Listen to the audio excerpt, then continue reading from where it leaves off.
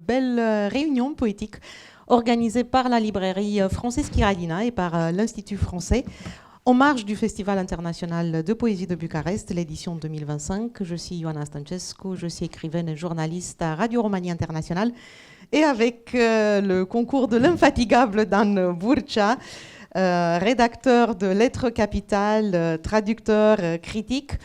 Je vous invite à plonger ensemble ce soir dans l'univers poétique de mes 5 invités que je vais vous présenter. Muriel Augry, Christiane Esso, Anen Marwani et Imen Moussa et Paloma Hermine Hidalgo.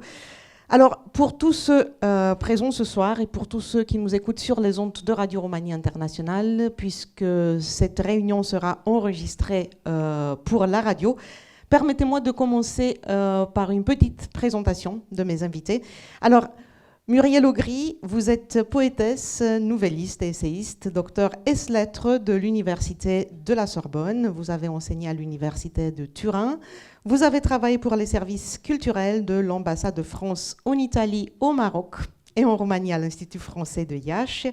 Vous êtes auteur d'une 50aine d'articles critiques, de nouvelles publiées dans des anthologies et particulièrement d'un recueil de nouvelles qui a été traduit en roman aussi sous le titre Acest freamăt al absurdului.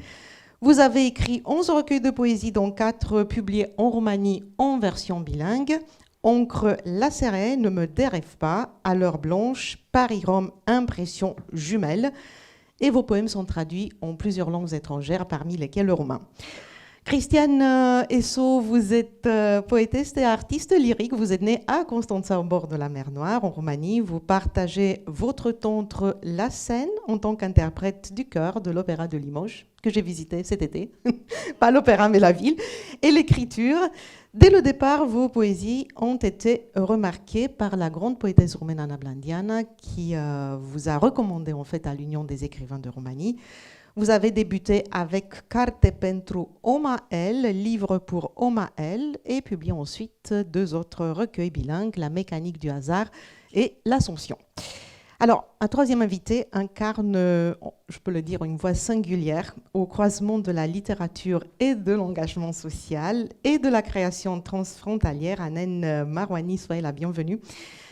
Vous êtes chercheuse et docteur en langue et littérature française, auteur de plusieurs recueils de poésie et de plusieurs articles, traductrice littéraire, féministe et très active dans le domaine de l'associatif. Et vous avez reçu le prix Europoésie 2022 de la part de l'UNICEF. Votre littérature puise dans les zones de silence, exil, mémoire, violence. Vous explorez une poésie à la fois ancrée dans le quotidien et marquée par une dimension politique entièrement assumée. Vous êtes l'auteur de plusieurs recueils de poésie, Le sourire mouillé de pleurs, Le soleil de nuit, Les profondeurs de l'invisible ou encore Tout ira bien. Espérons. Imen Moussa, vous êtes né en Tunisie, passionné par la photographie et toutes les formes de l'art. Vous lancez en ligne Calliope, une plateforme associative et solidaire destinée à promouvoir les productions artistiques des femmes. Vous êtes aussi cofondatrice des Rencontres sauvages de la poésie en Île-de-France et co-rédactrice en chef de la revue Anaïa, la femme maghrébine droit dans les yeux. Vous avez publié plusieurs recueils de poésie et 2 essais, Genre et émancipation des femmes dans le Maghreb contemporain et représentation du féminin dans les œuvres de Maïs Abeille. En 2020, vous publiez votre recueil de poésie Il fallait bien une racine ailleurs, puis Nos coutures apparentes aux éditions Constellation Brive en 2024. Et enfin, écrivaine, poétesse et artiste française Paloma Hermina Hidalgo est l'autrice de recueils salués par la critique comme des œuvres d'un génie intempestif. Vous êtes dramaturge et romancière, vous avez une écriture qui oscille entre épiphanie et transgression, s'imposant comme une voix fulgurante de la littérature contemporaine. Vous abordez des thèmes tels l'inceste mère-fille et la folie, et vos œuvres subvertissent les normes linguistiques, sexuelles et métaphysiques, offrant un vertige féerique où dramaturgie et mystique fracturent le sacré et l'inanimé. Vous avez publié plusieurs recueils de poésie tels Christiana, Rien, le ciel peut-être ou encore Féerie, ma perte qui vient de paraître. Merci donc à toutes les 5 d'être là.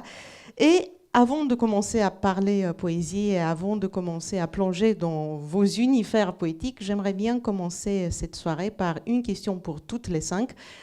Comment avez-vous reçu l'invitation du Festival international de poésie de Bucarest de participer et quelles sont vos attentes par rapport à ce festival? Muriel Augry, je commence par vous. Merci beaucoup. Je vous prie de prendre le micro. Les aléas à la radio, mais pour que l'enregistrement marche, il faut parler au micro.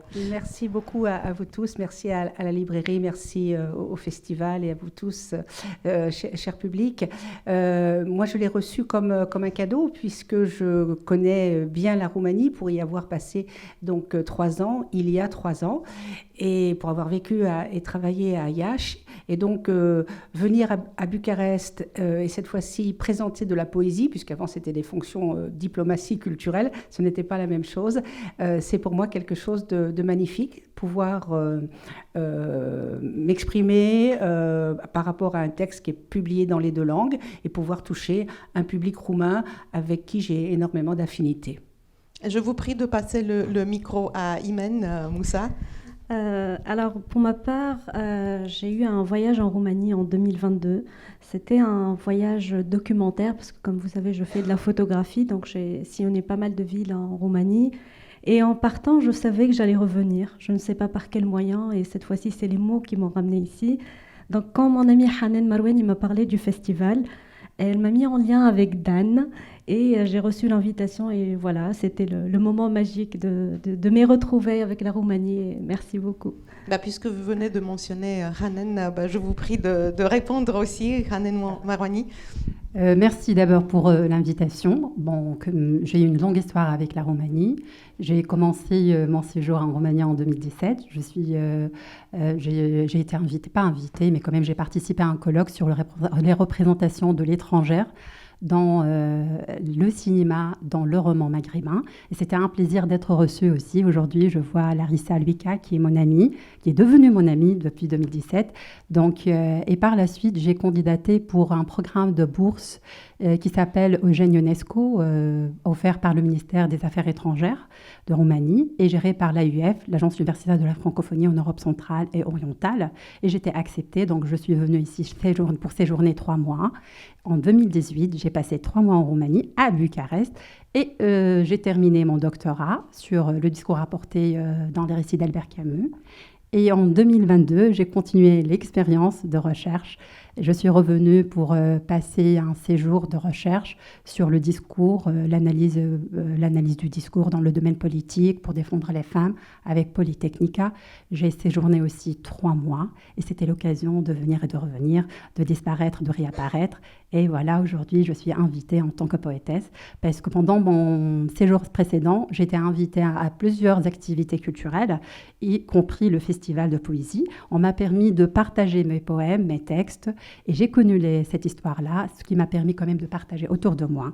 Et j'ai tissé des liens avec pas mal de Roumains et j'ai connu Dan. Et là, je suis de retour en tant que poétesse, ça fait plaisir. Voilà. Et vous, Paloma Hermina Hidalgo?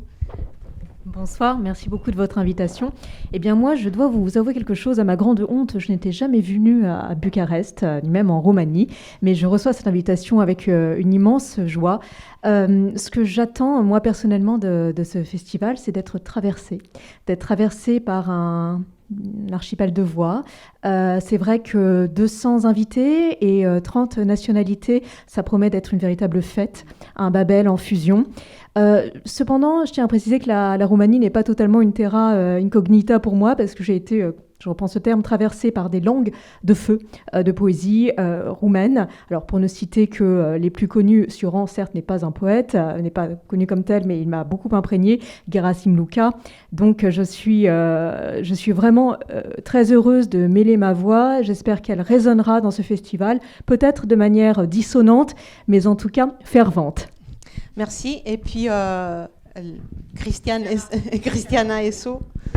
Alors, je suis née au bord de la mer Noire. Bien sûr, la Roumanie, c'est mon pays. Et dès que je peux venir, je viens avec beaucoup de bonheur, beaucoup de joie. J'ai toujours dans mon cœur, on va dire, un fort désir de revoir l'évolution et apprendre beaucoup de choses. Et je peux dire que la programmation est fantastique, il y a énormément de choses intéressantes. Et en plus, on a la chance aussi de mêler la musique, puisque j'en pratique, à la poésie. Alors c'était un plaisir qu'on ne pouvait pas bouder. Voilà.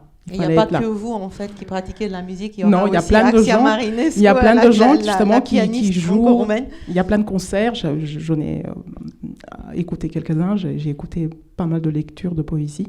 Donc, avoir la possibilité d'écouter d'autres voix, d'ailleurs, d'autres sensibilités, c'est un grand bonheur. Merci à toutes les 5. Alors, Dan Burcha, je me retourne vers vous. En 2021, vos lettres capitales ont reçu le prix Rive Gauche de la meilleure revue littéraire en ligne. Vous êtes venu, en fait, aussi bien en tant que rédacteur de ces lettres capitales, mais vous êtes aussi partenaire du Festival international de poésie. L'année dernière, vous avez accompagné 3 poètes, 3 hommes. Cette année, vous êtes en compagnie de 5 poétesses. Alors, je me permets de commencer à parler poésie avec vous en vous posant la question: comment sentez-vous, en tant que lecteur, les différences entre l'univers poétique d'un homme et celui d'une femme? Est-ce qu'il y a des différences d'écriture entre les femmes et les hommes? Je ne dirais pas ça. Parce que c'est toujours de la poésie. C'est une question, c'est pas une certitude. Donc. Non, j'ai bien compris. J'ai bien compris. Je suis presque incapable de vous répondre en termes de différence essentielle. Ce que je peux vous assurer, c'est que c'est de la poésie. Mais il est vrai que ce sont 2 sensibilités différentes, alors que même dans les voix féminines, on retrouve cette blessure, cette incision du réel et du fantastique, qu'on retrouve aussi chez les hommes. C'est peut-être compliqué, c'est peut-être délicat de partir dans la discussion avec cette dichotomie entre la poésie féminine et la poésie masculine. D'ailleurs, nous avons tous les deux l'expérience de l'année dernière, quand la poésie de nos invités était d'une sensibilité extraordinaire. Ce que nous allons trouver cette année, c'est peut-être une poésie plus dure, plus serrée, plus incisive, parce que les femmes savent crier au monde. Les hommes savent moins crier au monde. Les hommes réfléchissent sur le monde, alors que la poésie... On va dire que les femmes, quand elles peuvent crier, elles crient. Voilà. Parce que, vous savez pourquoi? Parce que les femmes sont... C'est pas toujours évident. Il y en a qui peuvent pas. Les femmes sont plus courageuses que les hommes, ça on le sait. Et elles ont plus d'endurance. Mais en tout cas, je suis heureux de venir cette année pour la 2e fois. Et le fait que je suis entouré de 5 voix féminines a été la suite d'une discussion que nous avons eue avec les organisatrices du festival, qui étaient tellement contentes l'année dernière de la présence française. Et elles m'ont dit, est-ce que c'est possible de venir avec des poétesses de la poésie féminine? Ce que j'ai fait, on a cherché ensemble d'être présents, et je pense que c'est une très très très bonne chose. Alors, je vous propose, mesdames, de rester un peu sur cette différence homme-femme, poésie, je dirais pas féminine ou masculine, mais plutôt, est-ce qu'il y a des thèmes, en fait, qui sont plutôt propres à la poésie féminine? Et si ce n'est pas forcément le cas, je vous demande tout simplement sur quoi aimez-vous écrire? Qu'est-ce que ça vous inspire? Et cette fois-ci, je vais commencer par vous, Christiane Aesso. Oui, alors... Oui, effectivement, il faut prendre le micro. Il faut prendre le micro. Alors, je pourrais dire que des thèmes, il y en a, parce que nous sommes toujours un petit peu attirés par des sujets qui nous touchent. Bien sûr, la mer, puisque je suis née au bord de la mer. La nature, le monde dans lequel je vis, le monde dans lequel je voudrais vivre. Je suis fortement imprégnée par le sacré, parce que la Roumanie est un pays qui s'est construit culturellement sur ses valeurs de sacré, de foi, de fraternité spirituelle. C'est une longue évolution que nous avons traversée. Donc, c'est vrai que le temps, pour moi, est un sujet très important aussi, avec une pensée particulière pour la nuit, le crépuscule. Alors c'est peut-être aussi une influence de la musique, avec la musique française notamment, qui a abordé ce thème-là musicalement de manière sublime. Voilà un petit peu les thèmes qui m'ont touchée. Et comme j'avais fait des études de lettres à la faculté de Nancy, bien sûr, je voulais apprendre le français en allant à la faculté en France, parce que je suis arrivée en France à presque 16 ans sans parler du tout le français, avec cette espèce de choc entre les cultures.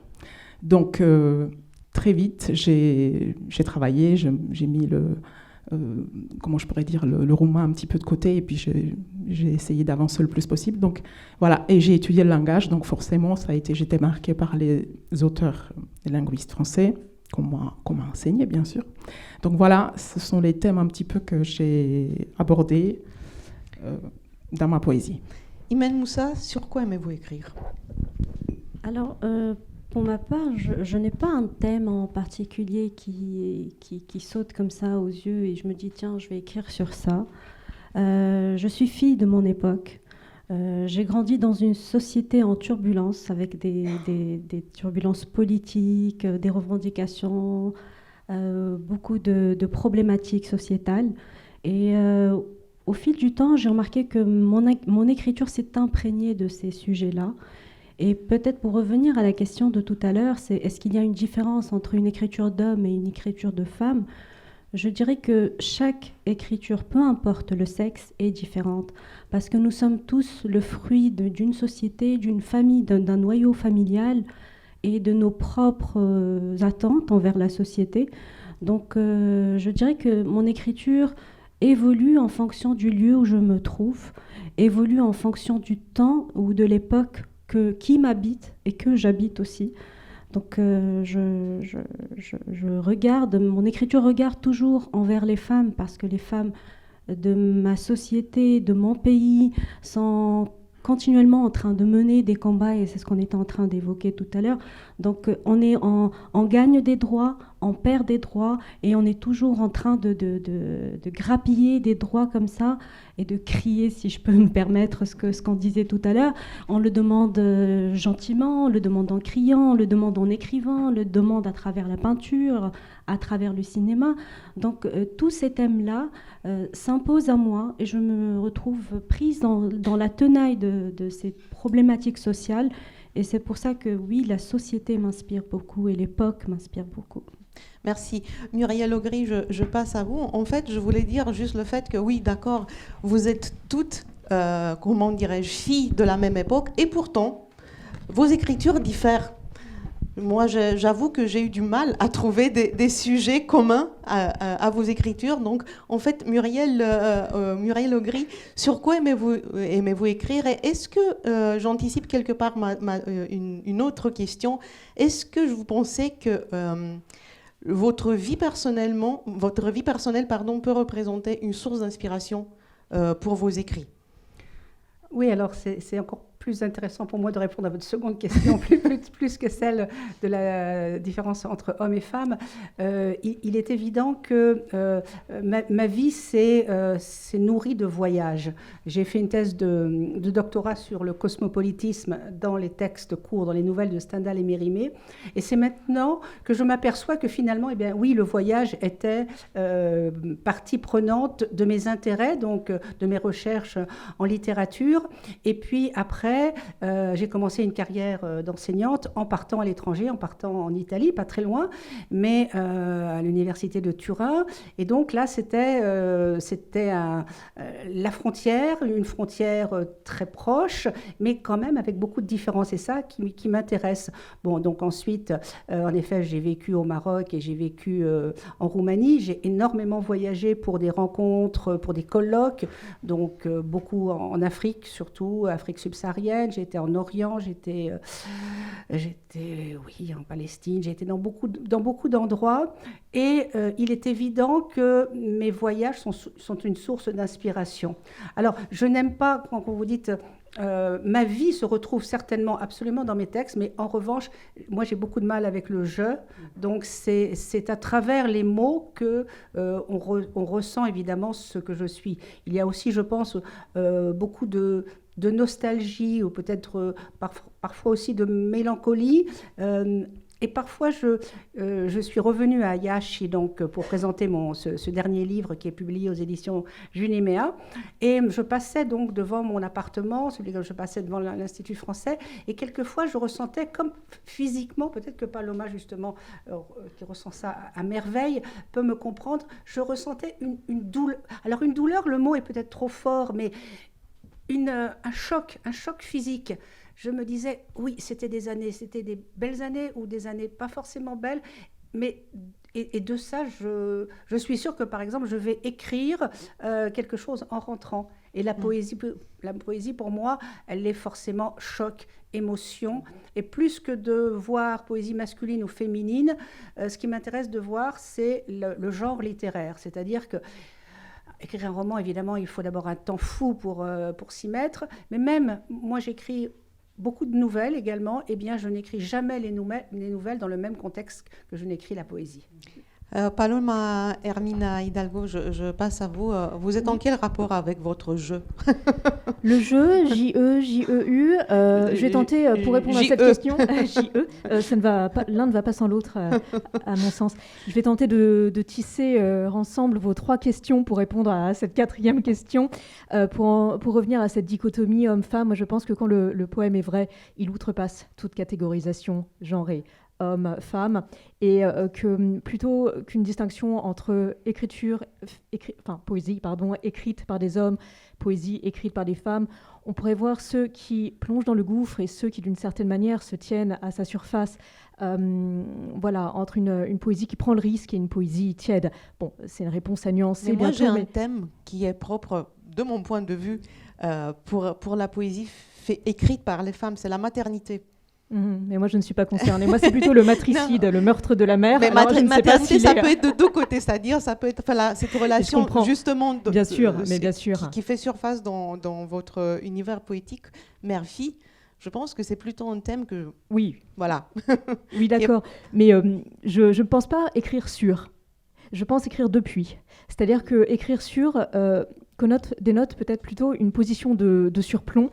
Je crois par ailleurs que l'univers d'une femme poétesse ou d'un homme poète n'est pas un territoire clos ou un ensemble de motifs uniques. Il se compose, en ce qui me concerne, de l'archaïsme, de la mémoire, du trauma, de la blessure, mais aussi de la jouissance, de tout ce qui peut être de l'ordre de l'indicible. À quoi je mêle, c'est très important pour moi de tisser ensemble l'intime et l'universel.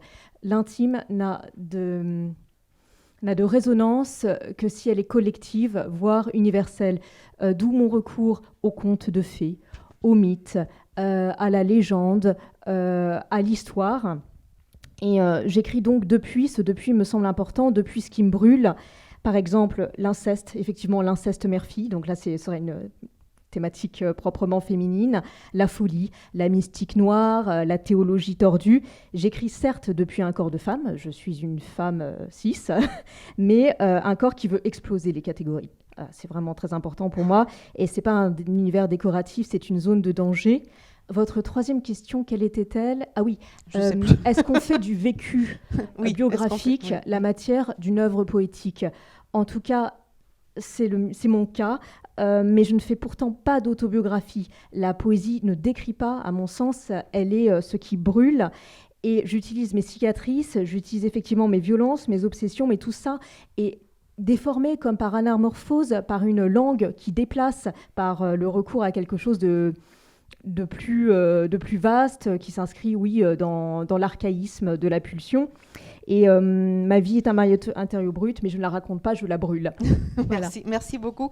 Et enfin, Hanan moi, je crois à cette notion, Marouani. Cette association entre l'autobiographie et la poésie. Et pourtant, j'ai discuté à propos de ce sujet auprès de plusieurs spécialistes, puisque je n'arrive pas quand même à séparer ma posture de chercheuse et de poétesse. J'essaie quand même de demander l'avis des autres en ce qui concerne une poésie autobiographique. Ça n'existe pas parce qu'il faut avoir quand même un style narratif pour écrire et pour avoir vraiment la présence d'un jeu et la présence d'un lexique qui renvoie directement à la subjectivité. Mais je pense, moi, quand j'ai commencé quand même à écrire de la poésie, c'était dans cette perspective-là, écrire ma vie. Parce que quand même, les profondeurs de l'invisible, le premier, je me suis quand même lancée dans la publication, J'ai sauvegardé, j'ai laissé quand même de côté pas mal de textes. J'étais très timide, je ne peux pas me dévoiler. La poésie m'a aidée quand même à être beaucoup plus courageuse, à franchir le seuil.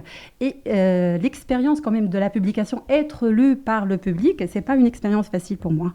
Donc les profondeurs de l'invisible regroupent en quelque sorte des textes que j'ai écrits pendant mon enfance. Et j'ai laissé ces textes-là en état brut. Parce qu'à un moment donné, durant mon enfance, je brûle mes mots, je n'arrive pas à dire ces mots-là, je ne réalise pas que j'ai quand même quelques compétences, je ne crois pas en moi. Et c'était l'occasion quand même d'être courageuse cette fois-ci et de partager dans le sens vrai. En commençant à publier, j'ai commencé quand même à lire, à être invitée. Et là, ceux qui lisaient par exemple mon texte et ils me connaissaient de tout près, ils détectaient directement que c'était moi. C'est-à-dire, il y a des indices de ma vie, de mon enfance, de mes échecs, de mes déceptions, et ainsi de suite. Le sourire mouillé de pleurs, ça concerne une communauté, une société dans laquelle j'ai vécu, en Tunisie. Ça part du naufrage, du voyage clandestin, des morts, des médias, de la révolution, du printemps arabe. Donc tout ça est très présent. Donc quand on lit ça, et on fait le lien avec ma biographie, donc, on relève d'emblée qu'il s'agit bel et bien d'une écriture autobiographique, mais j'ai choisi la poésie pour écrire une trajectoire, un morceau, un épisode de ma vie. Andra tutto bene, tout ira bien, c'était écrit pendant le confinement à Milan, la Lombardie, l'Italie, c'était parmi les régions les plus atteintes par la pandémie. Et la poésie, elle est venue aussi me sauver de ce confinement, de cette prison, de cette sensation d'étouffement. Donc voilà. Si on parle d'autobiographie, d'un jeu, je l'assume, comme vous venez déjà de le mentionner.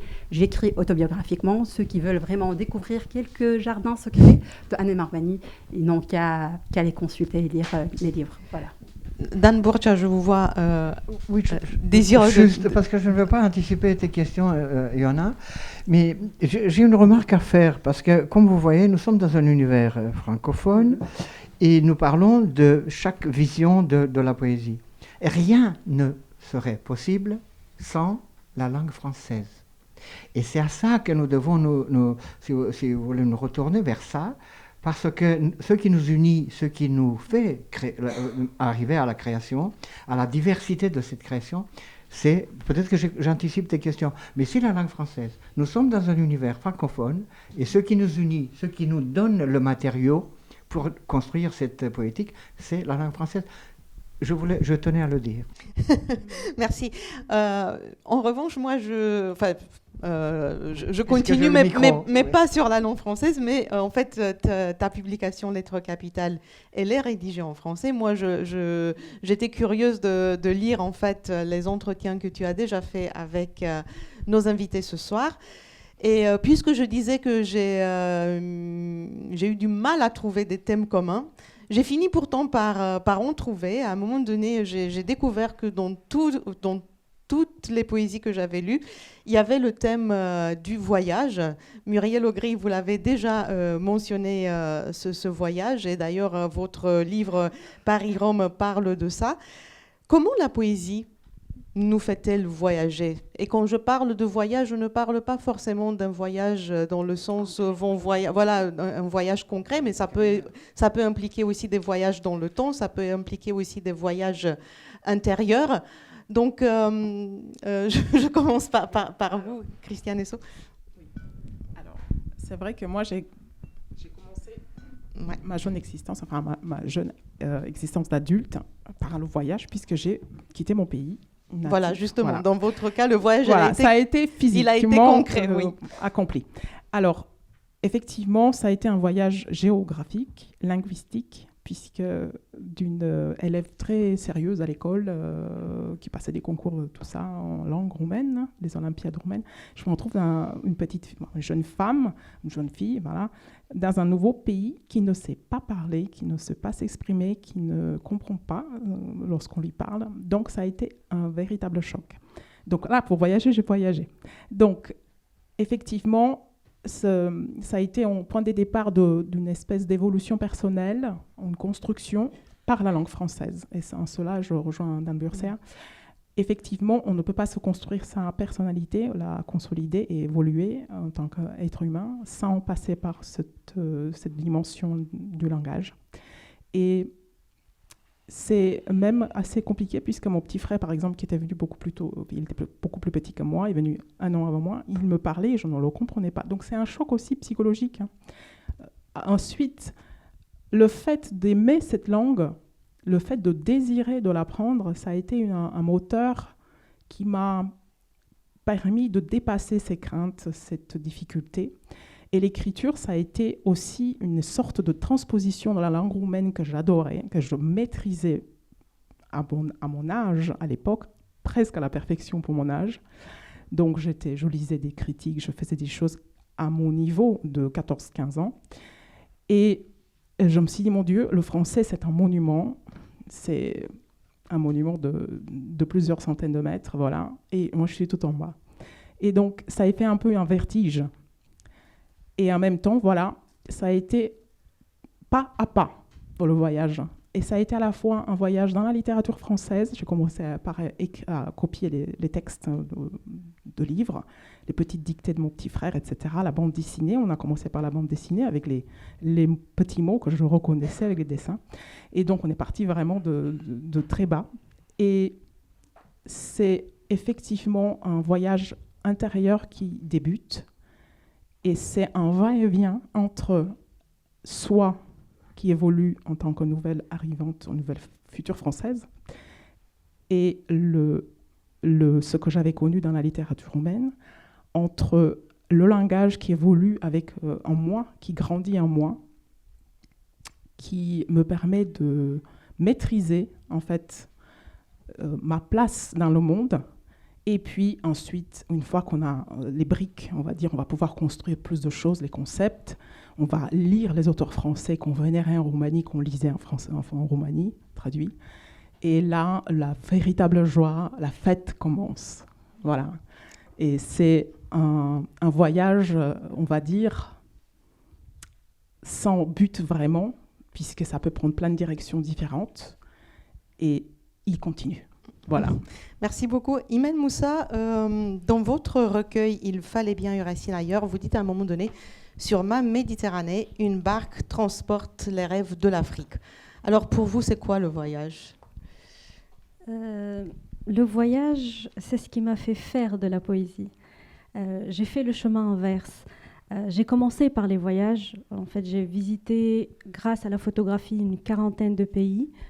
Et c'est là que j'ai commencé à écrire sur les routes. Et c'est pour ça que j'ai fini par publier « Il fallait bien une racine ailleurs ». Ce sont des textes publiés entre l'Iran, l'Ouzbékistan, le Tadjikistan, l'Éthiopie, Cuba, plein de pays, où à chaque fois je m'arrêtais soit devant un monastère, soit devant, je ne sais pas, une église, devant une plage, devant une maman qui prend son enfant dans un souk, et je me mets à écrire. Donc c'est plutôt le voyage qui, petit à petit, m'a emmené à m'interroger sur le monde et à le sortir de manière poétique, de manière dans des vers. Et c'était le voyage inverse. Et quand je parle des rêves de l'Afrique qui voyagent sur la mer, c'est plutôt une tragédie que connaît actuellement l'Afrique. C'est les voyages clandestins qui mènent des jeunesses à se lancer en mer pour un rêve d'une vie meilleure. Donc c'est deux sortes de voyages. L'un qui a été pour moi, heureusement que j'ai pu le faire dans des conditions confortables, parce que j'ai eu cette chance dans la vie de le faire de manière confortable, de pouvoir produire de l'art grâce au voyage.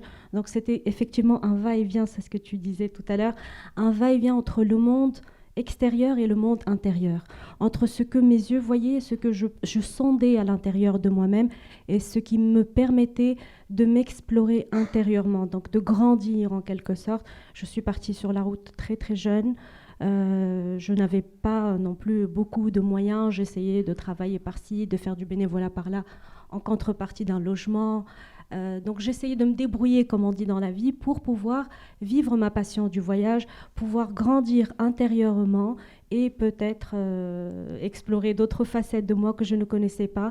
Et la première facette qui a commencé à sortir, c'était la photographie et par la suite l'écriture. Merci beaucoup. Je reste sur ces voyages avec une dimension tragique. Hanen Marouani, en fait, dans Le sourire mouillé de pleurs, vous dites « Ceux qui voyagent endormis, ils continuent de rêver ». Oui, je rejoins l'avis déjà, l'interprétation d'Imen Moussa, parce qu'on partage pas mal de visions, pas mal de sujets, puisqu'on vient de la Tunisie toutes les deux. Mais ma double appartenance, c'est-à-dire je suis tuniso-italienne, m'a permis aussi de faire ces traversées maritimes, c'est-à-dire en de bonnes conditions. Et je suis née à Sfax, c'est une ville côtière qui est la capitale économique de la Tunisie et qui s'ouvre sur la mer. Et il faut traverser aussi la mer pour aller à l'île de Kerkena, qui est devenue, depuis la Révolution, un point de départ pour des clandestins, pour les jeunes qui veulent vraiment concrétiser des ambitions, qui voient en Europe un paradis. Mais franchement, les dégâts qu'on a vus, qu'on a lus, la tristesse et la douleur qu'on a ressentie en retournant au pays d'origine, ça fait mal. Et on ne peut pas vraiment laisser ça dans le silence. On souffre en silence, ça c'est vrai, mais on veut quand même partager cette souffrance. Et surtout quand on fait la comparaison et quand on relève les points de convergence et de divergence entre des traversées faites dans de bonnes conditions et des traversées vraiment irrégulières, et comment on met en péril toute une vie. On cherche les causes, les conséquences, on lit, on relit, et cela empêche vraiment les gens sensibles, les femmes sensibles, et quiconque, ceux qui ont la possibilité d'écrire. Donc le sourire mouillé de pleurs, c'est un recueil qui contient plusieurs textes, au moins 80%, sur l'immigration clandestine. Et qui voyage endormi, c'est-à-dire on ne veut pas voir la réalité. Quand on voyage, on ouvre très grand les yeux pour s'émerveiller, pour voir, pour profiter, pour sentir et saisir la beauté des choses. Mais quand on part endormi, dans le sens vrai, ou bien le premier sens du terme, ou bien de l'expression, encore plus, c'est-à-dire on réalise à quel point on ferme les yeux pour ne pas sentir la douleur, le noir. On ne sent pas la proximité de la mort. Donc endormi et le voyage, ce sont deux termes contradictoires, je pense. Parce que quand on voyage, il faut ouvrir les yeux pour découvrir et pour aller à la rencontre de l'autre. Mais quand on voyage clandestinement, on ne peut pas ouvrir les yeux, même en ayant vraiment les yeux ouverts. Parce que le cœur pleure, il y a la peur, et on ne peut pas se débarrasser de ces ressentis facilement. Donc voilà, le Sorriso con lacrime, le sourire mouillé de pleurs, c'est un recueil dédié à ces gens-là qui n'ont pas pu vraiment concrétiser leurs rêves. Merci beaucoup. Muriel Augry, on reste dans l'Italie, puisque Hanen venait de la mentionner. Dans Paris-Rome, vous vous promenez, on va dire, entre deux capitales, et à un moment donné, vous dites « Une vague s'échappe du mer peu sage. Dans un sursaut de houle, elle quitte le large pour polir l'asphalte rugueuse. » Comment vous rapportez-vous au voyage, en fait ? Oui, alors le voyage, j'avais envie de répondre aussi par une recherche de substantifs. Le voyage, c'est l'errance, c'est la déambulation, c'est l'aventure. Alors l'Italie, c'est ma ville jumelle, c'est ma ville de cœur. Je suis italienne totalement, j'allais dire, d'adoption. J'y ai vécu 14 ans, 10 ans dans le nord et 4 ans dans l'extrême sud, entre Turin et Palerme. C'est pour ainsi dire deux Italies d'ailleurs. Et Rome qui est ma ville d'adoption, j'y ai maintenant un appartement. Et donc j'ai écrit ce livre Paris-Rome, Impressions jumelles, parce que ce sont deux... Alors déjà, il y a une explication, je les dirais, culturelle. Paris et Rome sont les deux seules villes jumelées par un partenariat culturel. Aucune autre capitale du monde n'est jumelée seulement avec une autre. C'est-à-dire que New York est jumelée, paraît-il, avec 13 villes. Je ne sais pas avec quelle ville est jumelée Bucarest, mais Paris et Rome sont jumelées par cette entente tacite, spontanée, un petit peu d'une certaine fierté peut-être. Donc voilà, j'ai commencé par cela, et puis ce sont deux villes où moi je suis née à Paris, j'ai vécu à Paris, j'ai fait mes études, etc. Par exemple, la mer me manque horriblement, hein, la mer MER. Pour moi, Paris, je suis bien d'ailleurs sur les bords de Seine. Là, au moins, je commence un petit peu à respirer.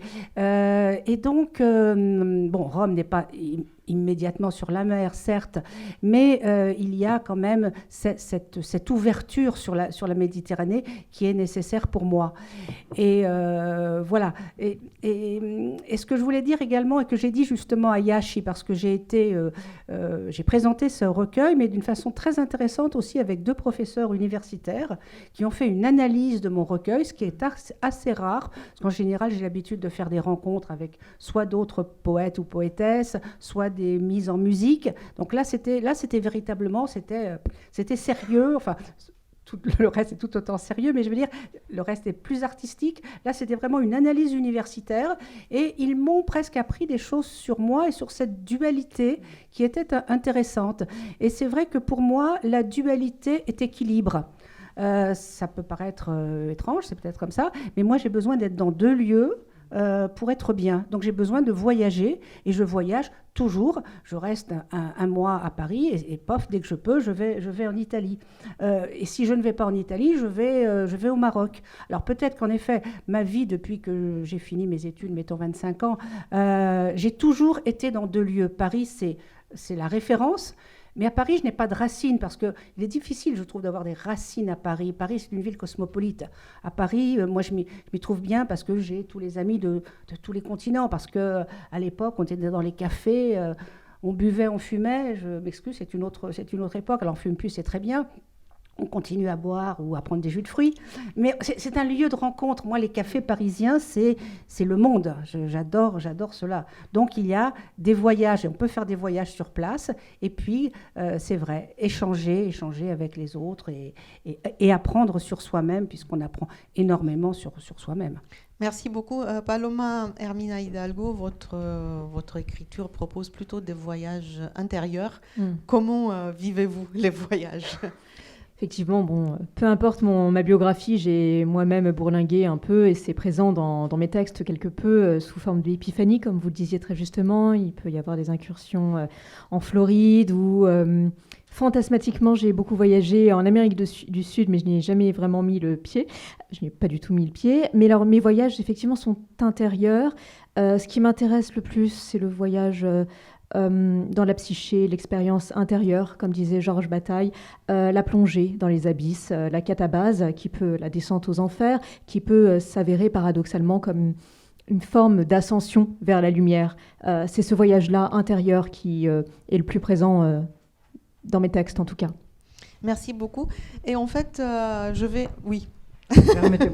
Excusez-moi, permettez-moi, le critique littéraire que je suis ne peut pas passer à côté d'un sujet si vaste comme le voyage, et je voulais vous dire quelque chose en deux mots.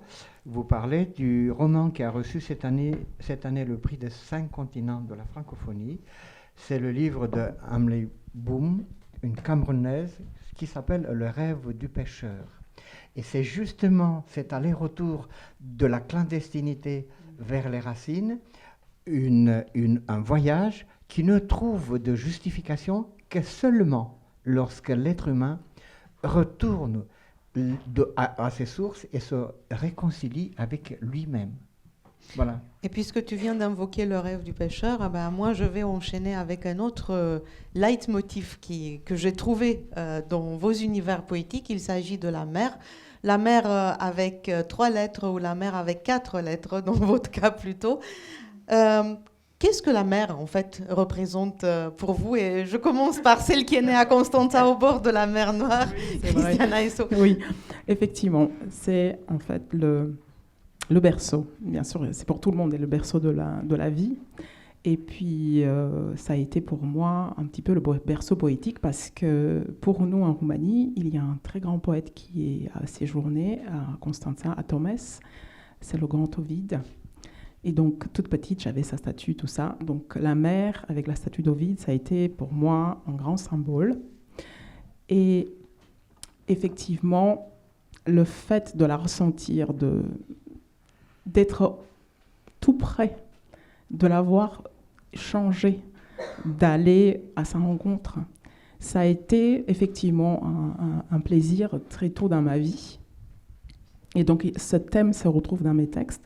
Alors, discrètement au début, et puis avec le temps, j'ai un petit peu approfondi mes recherches et le désir de mer, parce que je suis arrivée en France dans une région où il n'y a pas d'eau, il n'y a pas de mer. J'ai choisi vraiment la Lorraine. Alors j'aurais pu faire des études ailleurs, mais enfin bon, voilà. Sur toute la France, il y a plein d'endroits où il y a de l'eau. Il faut la réinventer par écrit. Et donc voilà, je me suis retrouvée vraiment sans mer. Je suis partie au bord de la mer, je suis arrivée dans les terres, et ça a été sans parler roumain, sans pouvoir parler encore roumain, sans parler français et sans la mer. Donc ça a été assez difficile. Et donc j'aurais écrit... Sans mère et sans parole. Avec papa et maman, par contre. Ça, c'était très bien, la famille. Donc voilà, pour moi, ça représente un petit peu le... Alors, effectivement, quand je peux retourner, des fois, j'ai des amis, je dors chez eux, et leur appartement était au bord de la mer. Et effectivement, j'ai pensé à le Clésio, la fois où je me suis retrouvée toute seule dans le lit. J'entendais les vagues, vraiment, vraiment. Et ça a été... Effectivement, moi qui suis très sensible à la musique, j'ai une oreille quand même qui fonctionne pas mal, vraiment, elle me berçait. Et vraiment, je ressentais ce dialogue, enfin, ce mouvement à la fois et cette musique. Moi, j'ai de la musique, en fait, dans la mer, voilà. C'est mon côté peut-être un peu harmonique. Voilà, prima la musica, voilà. Imen, merci. Imen Moussa, votre mer, c'est la Méditerranée. Oui, elle est plutôt une mer menaçante, comme on l'a déjà vu.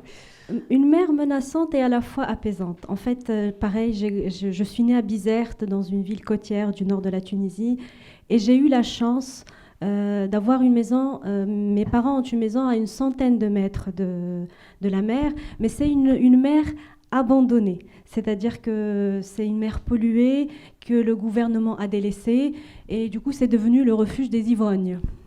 Donc, tous ceux qui veulent boire clandestinement, ils se cachent là-bas pour boire tranquillement. Et du coup, mes parents m'interdisaient toujours d'aller là-bas en me disant « Non, mais n'y va pas, c'est la mer des ivrognes ». Donc, je n'avais pas le droit de traverser ces centaines de mètres. Je la voyais de loin. Je voyais les barques des pêcheurs danser comme ça dans l'horizon, mais je n'avais pas le droit de m'approcher, mis à part si j'étais accompagnée par mon père ou mon grand frère. Mais c'était rare qu'ils acceptaient d'aller se balader dans cette mer des ivrognes. En arabe, on dit « Bhar Soukerjia ». C'est vraiment littéralement traduction « la mer des ivrognes ». Donc c'était leur mer à eux, il ne fallait pas s'approcher, il fallait les laisser tranquilles, c'était leur coin à eux. Et moi, j'étais très curieuse. Et du coup, quand je suis arrivée à Paris, j'ai écrit dans nos coutures apparentes « Mettez-moi une mer à Paris ». Parce que vraiment, j'avais ce besoin-là de retrouver cette mer, même si elle était menaçante pour moi, mais elle était belle. Elle était un endroit de tentation. En plus, elle était là. Oui, elle était là et c'était un endroit de tentation pour moi. Donc, cette mer me manquait énormément. Et il y a quelques années, et c'était très drôle parce que j'ai été contactée par une revue en ligne, l'Imaginaire française, qui me demandait de documenter la vie des pêcheurs. Donc j'ai documenté la vie des pêcheurs au Sri Lanka et je me suis dit mais pourquoi ne pas aller documenter la vie des pêcheurs dans la mer des ivrognes? Et c'est justement cette sélection de photos qui a été prise pour la revue. Et quand je suis allée voir ma mère en lui disant mais regarde, la mer elle est dans une revue, mais elle me dit mais c'est vraiment fort de porter l'image de ces pêcheurs-là ou de ces ivrognes-là. Mais bien sûr j'ai eu leur accord, de porter leur image, de l'image de cette mer qui est délabrée, qui peut pour certains sembler pas belle, délaissée et qui se tourne vers d'autres plages paradisiaques de la Tunisie. Mais c'est de là que vient l'image de la mer menaçante, mais à la fois une mer apaisante. Merci. Muriel Augry, alors, votre mère, elle est importante puisque vous dites qu'à Paris, elle vous manque. Oui, alors elle me manque absolument, mais je vais commencer aussi par une anecdote. Moi, je suis parisienne et puis de parents professeurs, de grands-parents professeurs, instituteurs, enfin des gens, je ne vais pas dire très sérieux, très carré, très rationnel, très cartésien. Et moi, j'étais une grande rêveuse. Et parfois, certaines choses qu'on me demandait de faire me fatiguaient beaucoup. Et on partait en vacances, parce que les enseignants français avaient d'énormes vacances à l'époque. Et à Pâques, on partait de nuit de Paris, on était comme ça. Et puis, on arrivait sur l'autoroute, et je me rappelle très bien une descente. Et quand on arrivait et qu'on voyait enfin la mer. Et c'était la plus grande joie. Et mon frère et moi, on disait « la mer !» Et on se disait « ça y est, la liberté, on va enfin nous fiche la paix !» Et pendant 15 jours, mon frère et moi, on était dans un camping et on ne nous voyait pas. Enfin, on arrivait à peine pour manger quelque chose, grignoter, et on était comme ça. On était en pleine liberté. Et je pense que cette sensation que j'ai ressentie quand j'avais 6, 7 ans, 8 ans maximum, je l'ai ressentie tout de suite après adulte. J'ai vécu à Nice, j'ai vécu à Menton pendant 5 ans, et puis j'ai vécu donc à Palerme, là aussi, 5 ans. Et pour moi, la mer, c'est véritablement, enfin, ça fait office de médicament. C'est-à-dire, il n'y a pas besoin de calmant ou au contraire de vitamines. La mer m'apaise, la mer me rend heureuse. Je vais rarement pouvoir passer 2 mois sans voir la mer. Éventuellement aller la voir en Normandie, même si pour moi c'est pas la même chose. La mer c'est la Méditerranée, quoi. En hiver sous la pluie. Voilà, la mer sous la pluie c'est pas génial. Moi j'ai besoin que ce soit bleu, j'ai besoin que ce soit jaune. Enfin voilà, c'est les couleurs que j'aime. Et la mer c'est reprendre vie. Merci voilà. beaucoup. Et Hanen Marouani, en fait, je retourne dans l'univers d'une Méditerranée menaçante Exactement. et plutôt dramatique, parce que vous dites à un moment donné, en parlant justement de la Méditerranée, contre ces flots, vous sentez la mort. Exactement. J'ai donné quand même pas mal de titres un peu tragiques. La mer cimetière. Donc ma vision vis-à-vis de cette mer-là, c'est une vision un peu tragique, négative, parce que pour moi, la mer qui relie 2 continents, elle est devenue carrément cimetière parce qu'il y a beaucoup de morts et pourtant elle est belle. Mais cette beauté, elle est menaçante. C'est-à-dire, de plus en plus, avec du recul, j'ai réalisé vraiment que dans mes textes, il y a pas mal de tragédies. C'est-à-dire la mer est devenue carrément une source de mort, c'est-à-dire une cause de mort, c'est la tragédie. Je ne peux pas parler de manière romantique sur la mer. Et pourtant, moi, j'aime la vie, je voyage beaucoup, je me balade, je profite de mes vacances estivales. Heureusement, j'appartiens à 2 pays qui sont connus par la beauté de leurs plages, mais toujours, cette douleur vraiment m'habite. C'est-à-dire, depuis une dizaine d'années, ça ne me quitte pas l'idée d'une mer cimetière. Et le sourire mouillé de pleurs, c'était vraiment inscrit dans un projet de collaboration avec un autre poète italien qui s'appelle Mario Selvaggio. Il a voulu quand même, c'est un académicien, c'est un universitaire avec Dottoli, oui. Donc ce sont mes amis, on a fait un ouvrage collectif ensemble, on a travaillé ensemble et on a voulu quand même travailler entre l'Italie et la Tunisie afin vraiment de sensibiliser. Mais finalement, il a utilisé le titre naufrage. Donc, il a associé directement le sourire mouillé de pleurs avec un visage d'une femme aux yeux bleus. C'est l'Europe, c'est métaphorique, mais c'est la réalité. C'est-à-dire, on vise la beauté, on vise le paradis, mais finalement, il y a le naufrage, il y a la mer cimetière. Pour moi, c'est clair.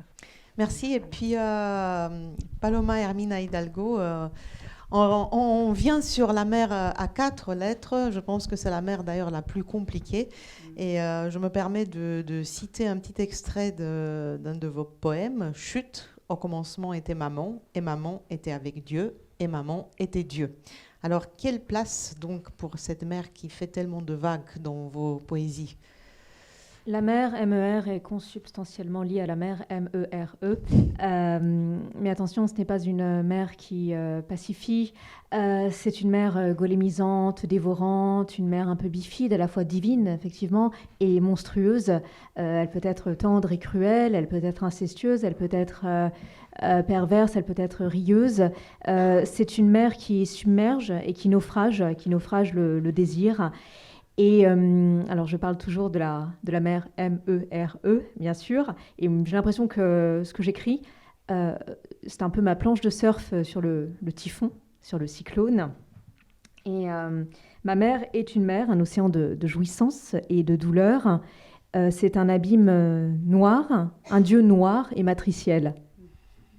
Merci beaucoup. Et maintenant, je vous propose, avant de continuer notre discussion, de vous donner la parole à tour de rôle pour nous lire quelques petits vers de vos poèmes. Je commence dans l'ordre, puisque vous êtes à mes côtés, Christiane Aesso.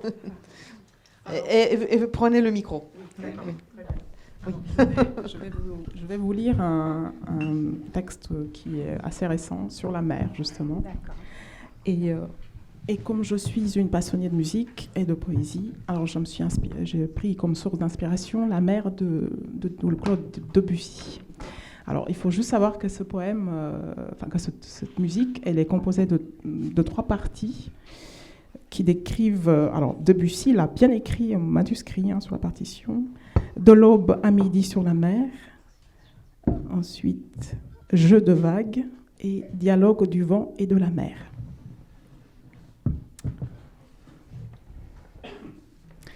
Poema Maris.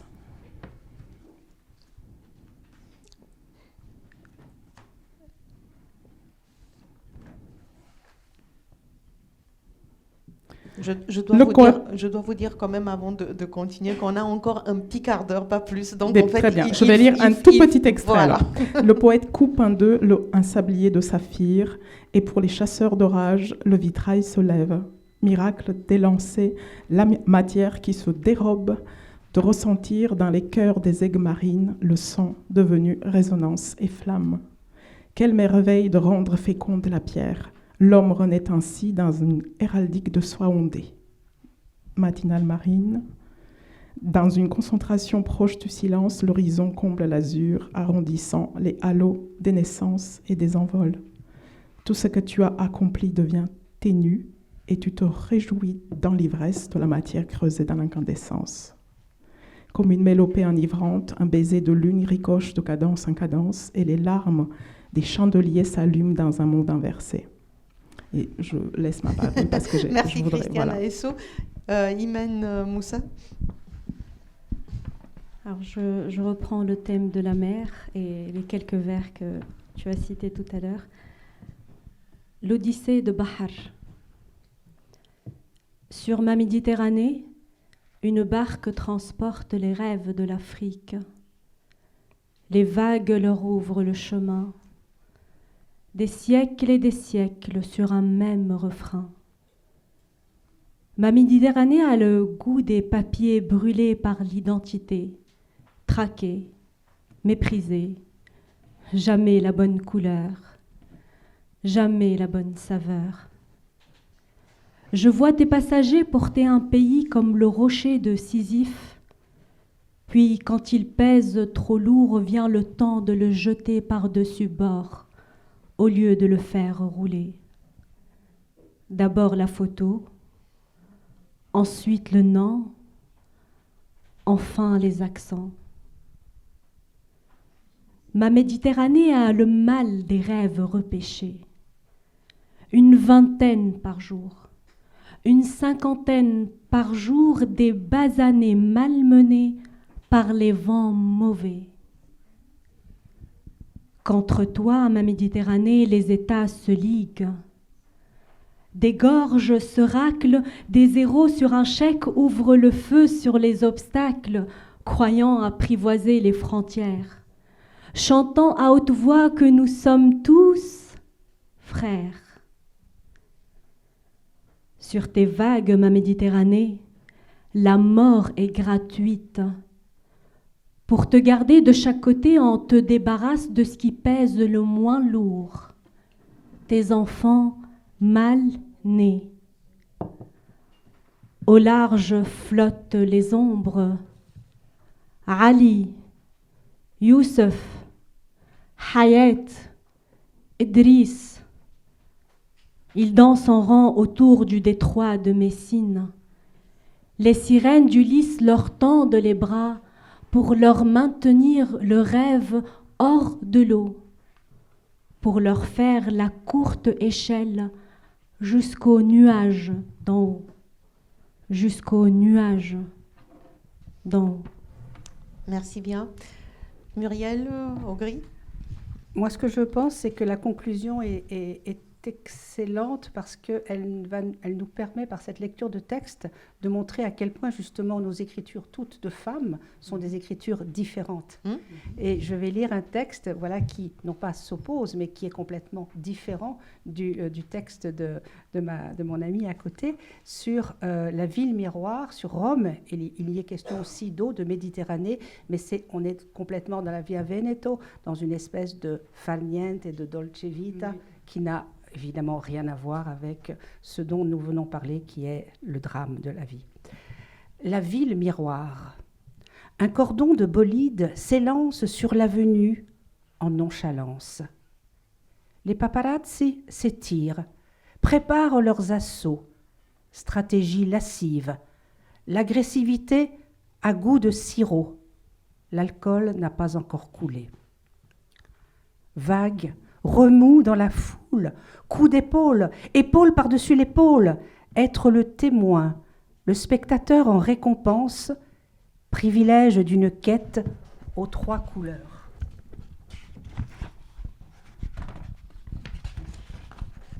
Une portière s'ouvre, il descend, tempe grisée, costume sans plis, sourire à fleur de peau, à ras de la Seine, sur l'asphalte complice, le comédien de la ville miroir.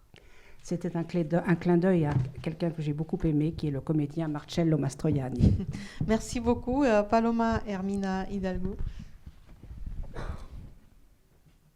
Maman ? Blonde Toscane, d'une paume ouvrière, tu boudes un soir l'aulne et le tremble, cisèlent dans le pain quelques poupées de sang. Il n'est guère anodin, maman, que ton art ait renouvelé la légende des dieux sylvestres, suscitant les premiers pantins. Des Pinocchia, maman, des prunes, des vermeils, de si frêles que je ne peux me défendre de les croquer. Les mauves, je n'y eusse osé toucher. Des infantes, des madones, mignonnes qu'à chaque pas la fortune sollicite, promise à quelque gloire d'outre-bois. Certaines, je les suçote. D'autres, je les nique simplement, les presse entre mes doigts. Voyez comme c'est facile. Les plus roses, je les déchire dans mon désir et pleure sur leurs grâces éparses. Leur babil en est la cause. Ce qui fait la luxure des corps de nature boisée n'est que chuchotis d'indolence. Ces castelets, maman, d'un culte étrange. Théâtre, dit sa façade, et ce mot scelle un cortège d'enseignes, tous les vices et maléfices du corps. Maman, ta chambre, backroom d'acajou, polypocket, ronces et volières en treillage, mousseline de bambou, de nymphée à violine, et cette poupée aux yeux d'huître exhibée à la clarté lunaire. Uno, due, uno, due. Croupe qui tangue, fait crisser les cuirs et martèle sa cadence. Marie-Cyprine, qu'elle s'appelle. Gueule camarde, pétard onctueux des ménines de Botero, doigts de mauve et d'or pointés comme des griffes de sphinge. Un de ses gants éclate. Merci bien. Et Annen Marwani. Un grand enfant. Tu as dans tes mots toutes les réponses sans aucun mot. Les guérisseurs des silences, la grandeur des colombes qui veillent sur les plaies jusqu'à jaillir au fond.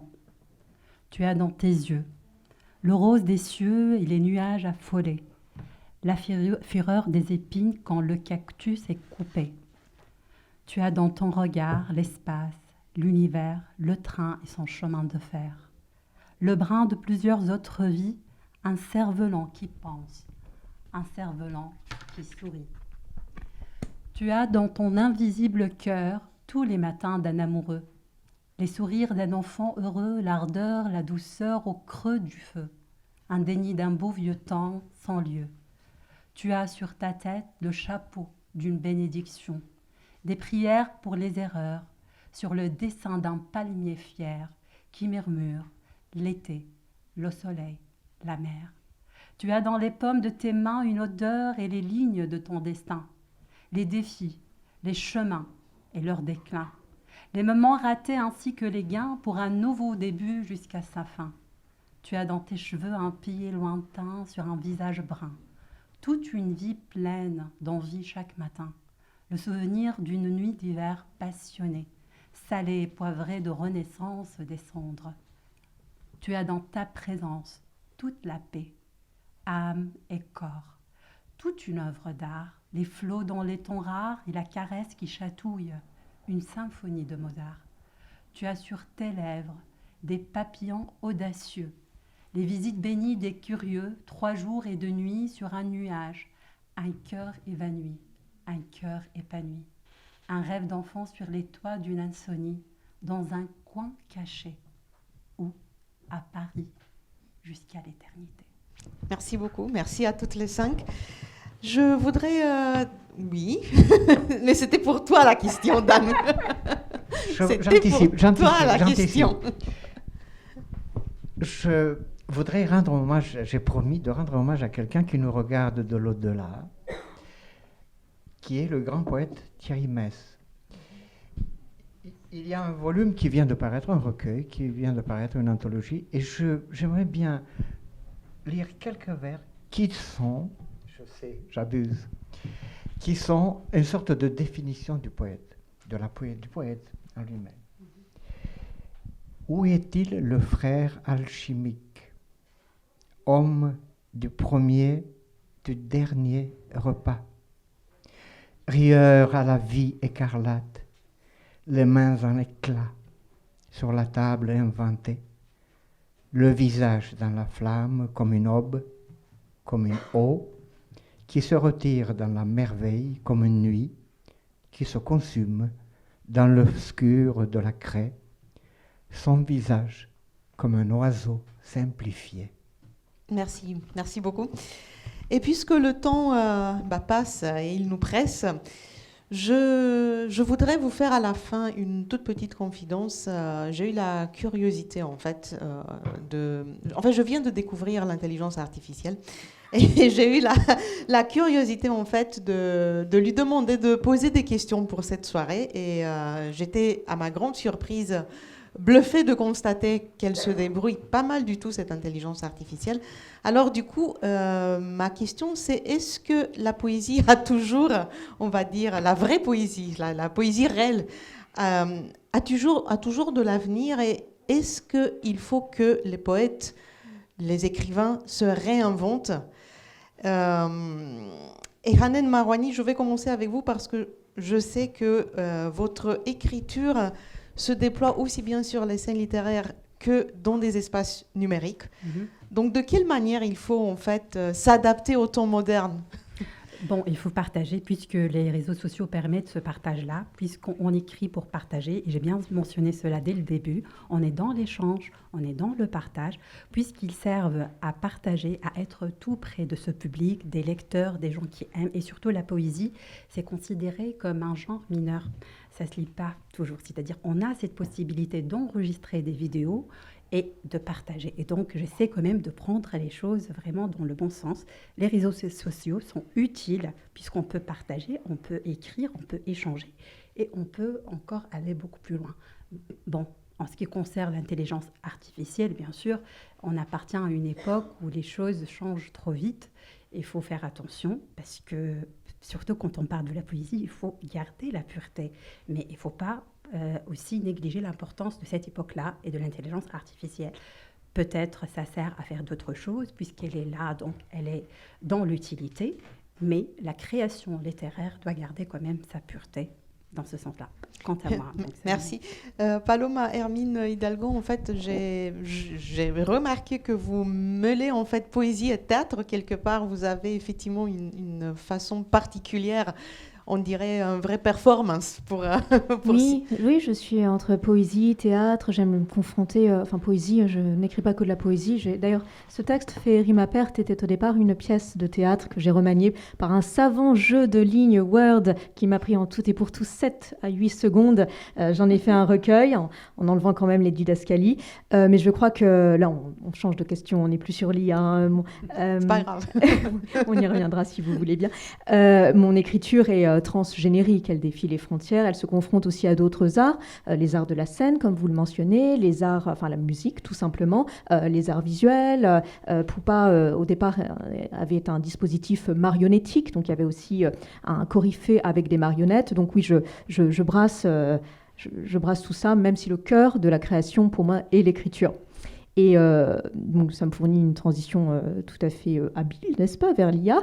On a déjà la performance, on a déjà investi la scène, on a la collaboration avec la musique et les arts visuels, et maintenant, l'intelligence artificielle qu'il ne faut pas renier, même si je suis tout à fait d'accord avec vous, il faut garder d'une certaine manière la pureté, mais se réinventer n'est pas un caprice, c'est une nécessité aussi, hein, parce que la poésie viendra toujours du corps, elle viendra toujours de l'expérience, en ce qui me concerne, du trauma, mais ce n'est pas universalisable, hein. On peut écrire sans trauma, bien évidemment, mais elle vient du corps. Et l'intelligence artificielle ne viendra pas remplacer la voix humaine, mais elle viendra peut-être la provoquer, la désaxer et la mettre en crise. Et c'est ça qui m'importe vraiment, parce qu'il faut que la poésie reste dangereuse et partant nécessaire. Merci Muriel Augry. Est-ce qu'il faut se réinventer par ces temps modernes en tant que poète ? Il faut déjà maintenir son credo, c'est déjà quelque chose, avant de se réinventer. Et puis, bien entendu, être dans son époque. Ça, je pense qu'on y est toutes et tous confrontés. On a parlé de la musique, et c'est vrai que par rapport à la poésie, c'est absolument capital. Moi, j'ai beaucoup plus une poésie. Bon, je suis attentive au son, bien entendu, et je lis mes poèmes, mais je suis très attentive aux images. Voilà, et ça reprend aussi le voyage. Moi, j'ai besoin de voir. Et si on me met dans un appartement qui n'a pas de vue, j'explose. Franchement, c'est impossible pour moi. J'ai besoin d'être à un étage, de voir quelque chose, quelle que soit la vue, mais j'ai besoin de voir. D'où le fait que mes 12 ou 13 recueils de poésie sont tous avec des artistes peintres. Et quand on me demande pourquoi, mais on me dit tu as besoin de faire des illustrations, etc. Je dis non, pas du tout. Pas du tout. J'ai pas besoin de doubler mon volume d'images. Non, pour moi, c'est un partage. J'ai besoin de ce partage immédiat. Et justement, comme j'ai pu être dans différents pays, eh bien là, ce dernier recueil, il est avec des peintres serbes, mais qui habitent Paris, donc franco-serbes. Voilà, Slobodan, qui ont fait des choses absolument magnifiques. Et on a travaillé, voilà, si on veut dire comme ça, on a travaillé dans les deux sens. C'est-à-dire que moi, j'ai vu leurs tableaux, ils ont un atelier à Montmartre, et j'ai écrit des poèmes sur les tableaux de Paris qu'ils avaient faits. Et puis, ils avaient vécu aussi à Rome, etc. Et puis, tout d'un coup, je dis, mais attends, moi, je vais aussi écrire d'autres vers, justement, un peu des tableaux. Et eux, ils ont créé. Et donc, sur Rome, c'est plutôt l'inverse, ils ont rédigé donc des tableaux. Et puis, les autres peintres, eh bien, j'ai travaillé avec des Italiens, des Algériens, des Tunisiens, des Marocains, des Roumains. Un Roumain, Dragos Patrașcu, que j'ai rencontré hier, grand peintre. Et donc, vous voyez, voilà, pour moi, c'est ça. Alors, évidemment, un jour, je vais m'amuser à faire un recueil sans peintre, parce que oui, c'est bien certain, pour montrer au public que je peux. Parce que le public me casse les pieds, on me demande... Non, enfin, certains journalistes, mais c'est pas toi.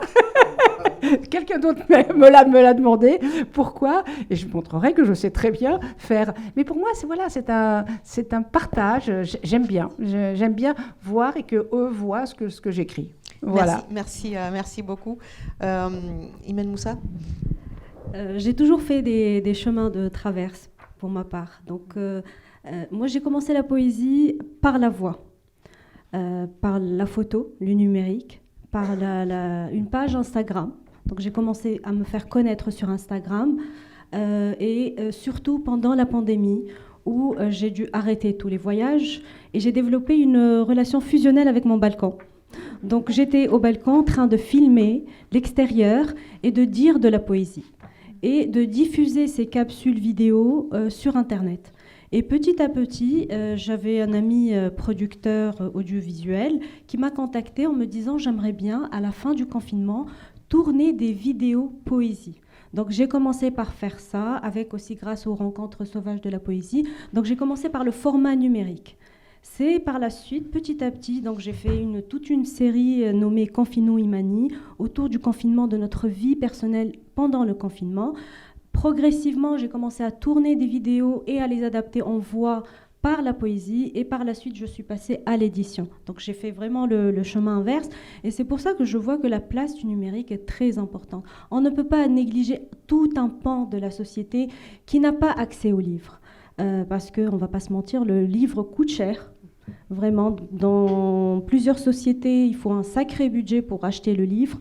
Et du coup, je me dis que c'est dommage de laisser nos écrits réservés à une élite favorisée économiquement, ou la laisser pour une élite intellectuelle, et ne pas, en quelque sorte, la rendre accessible à travers justement la performance sur scène, ou aussi à travers les médias visuels qui rendent la poésie très accessible et offerte à tous. Et peut-être qu'on peut faire aimer certaines personnes la poésie grâce à ça, et peut-être que progressivement les amener vers le livre.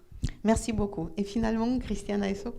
Oui, je pense qu'effectivement, il faut aller à la rencontre de l'autre. Voilà, je rebondis sur ça, et je rebondis sur ce que tu disais tout à l'heure, sur la présence des corps. J'avais un petit peu travaillé dessus. On a besoin de l'autre, on a besoin du corps de l'autre. Et pour moi, voilà, c'est l'autre. L'autre est présent. Pour moi, je ne conçois pas la poésie sans la présence vraiment de l'être, de l'autre. Je me retrouve avec lui, il se retrouve avec moi, et j'ai besoin de cette rencontre. Et le spectacle vivant, dont je suis un petit peu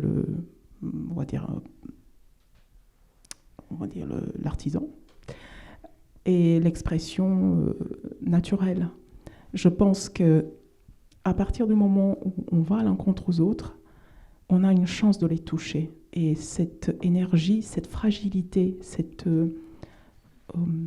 particularité, avec tout ce qu'elle peut renfermer, est indispensable. Le fait de lire un texte dans la rue ou de chanter un petit extrait, et les gens sont tout de suite soit émerveillés, en tout cas surpris, émerveillés, ils s'arrêtent, ils sortent de leur quotidien. Tout de suite, ça crée un autre espace.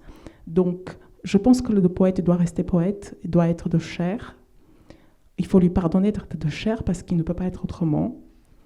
Et il faut qu'il puisse être poète, qu'il s'en vante. Il s'en vante de toute façon inévitablement puisqu'on est toujours en évolution. Je pense qu'il ne faut pas courir derrière quelque chose d'abstrait, de virtuel et d'artificiel parce que nous avons tellement du mal à nous ancrer, à nous comprendre, à vivre avec nous d'abord et avec les autres, que s'éloigner de ce axe-là me paraît un petit peu dangereux. Et pour ma part, j'avais expérimenté une espèce de mélange entre la poésie et la musique qui s'appelle la poésie sonore. J'avais travaillé avec des gens d'horizons complètement différents, de jazz. J'ai fait de la musique improvisée, j'ai lu mes textes avec des musiciens. C'était de la percussion, ça pouvait être des cordes, le violon, contrebasse. Ça a été des casseroles, des objets, des jouets pour enfants, une chaise. J'avais fait une improvisation pour un compositeur contemporain. Et en fait, on faisait des bruitages sur le parquet du conservatoire et j'avais un texte qui s'y prêtait et ça fonctionne très bien. À partir du moment où l'autre est là, on est rassuré. On n'est pas tout seul, on est ensemble. Et je pense que c'est la chose la plus importante. Merci, merci beaucoup à toutes les cinq. En fait, avant de terminer cette soirée, je m'adresse à vous, les gens du public. Si vous avez des questions, on a 3 micros pour vous. Vous pouvez faire le choix. Est-ce qu'il y a des questions? Ou si quelqu'un a des questions, je ne veux pas vous mettre de la pression. Sinon, j'ai une question pour toi, Dan. S'il vous plaît, posez une question comme ça. En fait, je reviens sur ce que Hanen disait tout à l'heure en disant que la poésie est un genre considéré comme mineur. Est-ce que c'est toujours le cas de nos jours encore? Et là, je m'adresse aux critiques. Vous avez la démonstration. La démonstration que nos amis ont faite ce soir. c'est que la poésie reste le genre majeur de la littérature, qu'elle est nécessaire, que même si elle n'occupe pas les premières étagères des librairies, il y a quand même un public. Je sais que ce festival international a été l'occasion pour énormément de gens de venir écouter de la poésie. Il ne faut pas raisonner, parce que c'est notre époque qui raisonne comme ça, en termes de combien.